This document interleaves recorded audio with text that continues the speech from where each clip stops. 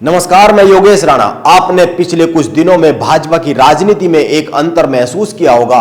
भाजपा के नेता अब हिंदुत्व की जगह पर सनातन धर्म शब्द का अधिक उपयोग कर रहे हैं। हिंदुत्व की जगह सनातन धर्म शब्द का अधिक इस्तेमाल ही बताता है कि भाजपा अपनी चुनावी रणनीति में बदलाव ला रही है।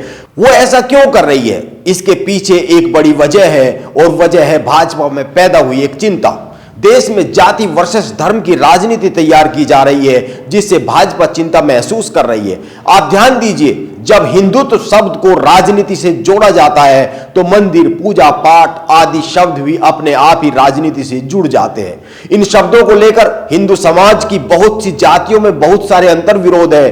कई जातियों से जुड़े बहुत से लोगों का मानना है कि इन शब्दों पर अगड़ी जातियों ने सदैव एकाधिकार रखने की कोशिश की है। मंदिरों और पानी के कुओं पर बहुत सी जातियों के प्रवेश वर्जित किए गए हैं। बहुत पहले इस तरह की बातें होती रही है, आज भी इस तरह की बातें बीच बीच में सामने आती रहती है। इस तरह के समाज में बहुत से किस्से हैं, बहुत सी बातें जो समाज में की जाती रही है, लेकिन सनातन धर्म के साथ ऐसा नहीं है। सनातन धर्म शब्द के साथ ऐसा नहीं है। सनातन धर्म सभी हिंदू जातियों, सभी पंथ, सभी परंपराओं और सभी संप्रदायों को एक साथ जोड़ने का काम करता है, एक साथ आने की बात करता है। सनातन धर्म में ये सभी मत, मतांतर, संप्रदाय, जातियां समाहित हो जाते हैं। इसीलिए अब बार बार सनातन धर्म को कहा जा रहा है, इसकी बात की जा रही है, इस पर फोकस किया जा रहा है। भाजपा जातियों की राजनीति से चिंतित है, यह एक सही बात है और आप इस चिंता को इस तरीके से भी महसूस कर सकते हैं, समझ सकते हैं। अभी संघ प्रमुख मोहन भागवत का एक बयान विवादों में आ गया है। भागवत ने कहा कि जातियां भगवान ने नहीं, पंडितों ने बनाई है। यह समझा जाना चाहिए कि वो धर्म वर्सेस जाति की जो राजनीति हो रही है, विपक्ष के कुछ दल जो धर्म वर्सेस जाति की राजनीति को खड़ा करना चाह रहे हैं, मोहन भागवत उसी की काट करने की कोशिश कर रहे थे, उसी को निष्प्रभावी करने की कोशिश कर रहे थे। उन्होंने विद्वानों की जगह पर पंडित बोल दिया और पंडित को पूरे ब्राह्मण संप्रदाय के खिलाफ की गई टिप्पणी मान लिया गया।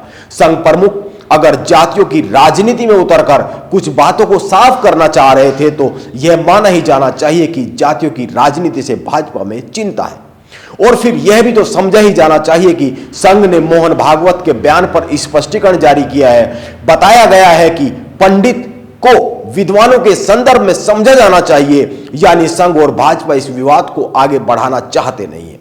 अगर इस विवाद से फायदा होता हुआ दिखता तो इस विवाद को रोकने की कोशिश नहीं की जाती। यह राजनीति का एक बहुत ही मूल सिद्धांत है। जिस विवाद से फायदा होता है उसको बढ़ने दिया जाता है, लेकिन इसका असर भाजपा की राजनीति और चुनाव के परिणाम पर कितना पड़ेगा यह तो अभी कहा नहीं जा सकता है। इस संदर्भ में अभी कुछ भी नहीं कहा जा सकता है।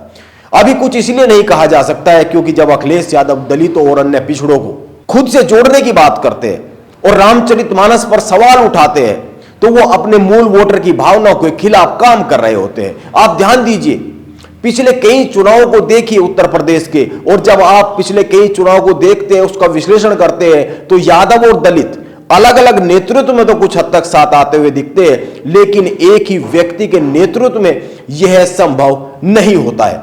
अगर यह संभव होता तो उत्तर प्रदेश में मायावती और मुलायम सिंह यादव की राजनीति चरम तक नहीं पहुंची हुई होती। इसीलिए यह ध्यान देने की जरूरत है कि अखिलेश यादव का वोट बैंक यादव है और मुसलमान यादव के साथ इसलिए जुड़ता है क्योंकि उसके पास उत्तर प्रदेश में कोई बहुत बड़ा विकल्प नहीं है। उसको भाजपा के खिलाफ वोट करना है तो इसीलिए वह यादव के साथ जुड़ेगा ही जुड़ेगा। लेकिन दलित यहां पर आकर क्यों जुड़ेगा, दलित यादव के साथ आकर क्यों जुड़ेगा, इसके पक्ष में अभी बहुत से ठोस कारण किसी के पास नहीं है।